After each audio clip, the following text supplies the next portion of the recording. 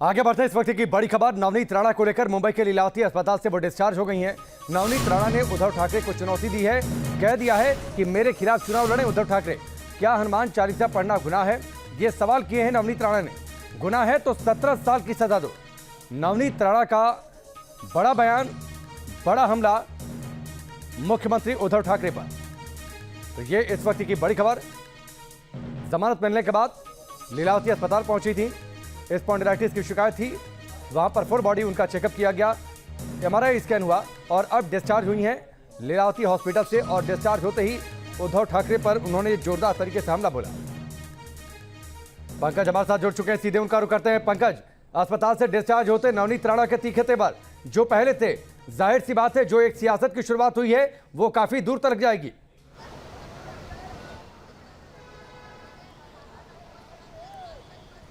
जी बिल्कुल, जिस तरह से कोर्ट का फैसला आया था कि नवनीत राणा और रवि राणा इस पूरे मामले में मीडिया से कुछ भी बात नहीं करेंगे, उसके बाद उम्मीद की जा रही थी कि शायद राणा दंपति जो है वो इस पूरे मामले में मीडिया से बात ना करें। लेकिन उनका कहना है कि हम इस केस के बारे में बात नहीं कर सकते, लेकिन हमारे साथ जो जेल में घटित हुआ है, जो हमारी आप बीती है, उसके बारे में हम बात कर सकते हैं। और वही बात करने के लिए रवि राणा और नवनीत राणा जो हैं वो आप देख सकते हैं लीलावती अस्पताल के बाहर मौजूद हैं। और आपको हम तस्वीर दिखा रहे हैं सीधे नवनीत राणा की, जो लगातार मीडिया से वो बात कर रही हैं। और सबसे बड़ी बात कि उन्होंने मुख्यमंत्री उद्धव ठाकरे को चुनौती दी है कि उद्धव ठाकरे जो हैं वो उनके सामने चुनाव लड़के दिखाएं। और नवनीत राणा खुद उद्धव ठाकरे के सामने चुनाव लड़ेंगी। और ये भी कहा है कि उद्धव ठाकरे आज इस पद पर जो है वो अपने बुजुर्गों की वजह से हैं, ना कि वो चुनाव लड़के यहाँ तक पहुँचे हुए हैं। तो कहीं ना कहीं एक बहुत बड़ी चुनौती।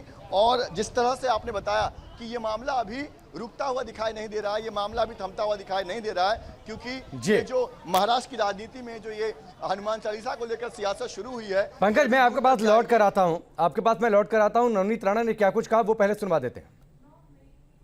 हनुमान चालीसा और राम भगवान का नाम लेना अगर गुनाह है तो 14 दिन नहीं 14 साल रहने को मैं जेल में तैयार हूँ।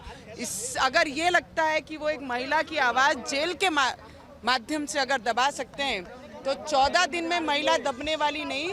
हमारी लड़ाई जो है वो भगवान के नाम की लड़ाई है और मैं आगे भी उसको कंटिन्यू करने वाली हूँ।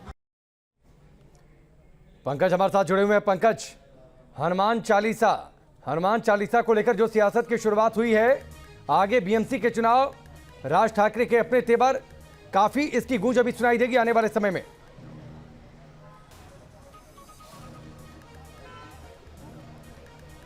जी बिल्कुल, और मैंने बताया कि जैसे कि नवनीत राणा लीलावती अस्पताल से वो बाहर निकल रही थी, उनके हाथ में हनुमान चालीसा की किताब थी।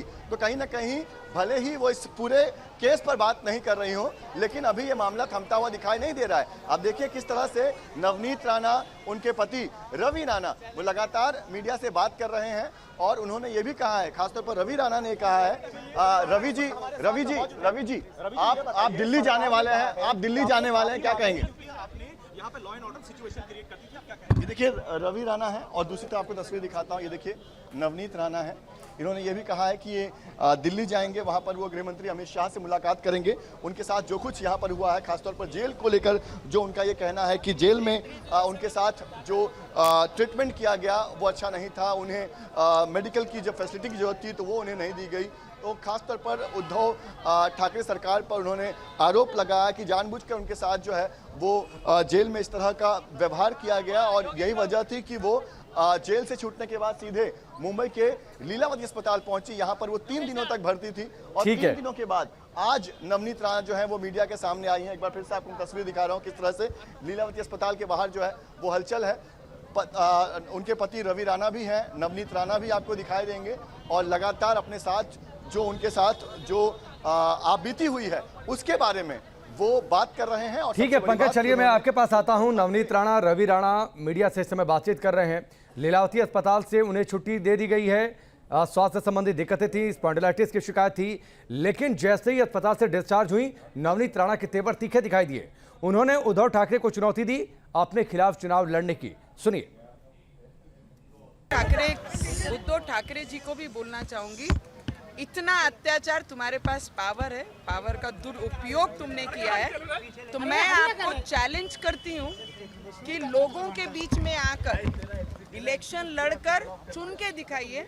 महाराष्ट्र में कोई भी डिस्ट्रिक्ट आप चुनिए और लोगों की सेवा करके चुन के आना किसे कहते हैं, वो वहाँ खड़े रहिए और आपके विरोध में आपके सामने मैं खड़ी रहूंगी और चुन के आपने दिखाना कि महिला ताकत के सामने और ईमानदारी और मेहनत के सामने किस तरीके से चुन के कौन आ सकता है।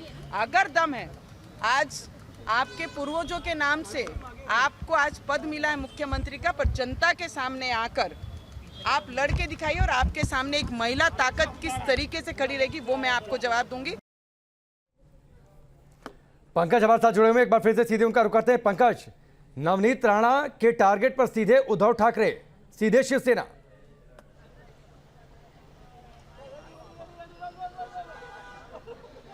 जी बिल्कुल, देखिए इस पूरे मामले की शुरुआत भी वहीं से हुई थी, जब नवनीत राणा ने कहा था कि वो मातोश्री के बाहर हनुमान चालीसा पढ़ेंगी, जिसके बाद आपने देखा किस तरह से शिव सैनिक जो है वो सड़क पर आ गए और फिर नवनीत राणा, उनके पति रवि राणा को गिरफ्तार कर लिया गया, उनके खिलाफ राजद्रोह का मामला दर्ज किया गया। हालांकि बाद में कोर्ट ने कहा कि राजद्रोह का मामला जो है वो इस पूरे मामले में नहीं बनता है और यही बात आज नवनीत राणा ने भी कहा है कि खुद कोर्ट ने कह दिया है कि जो मामले उन पर लगाए गए थे वो गलत थे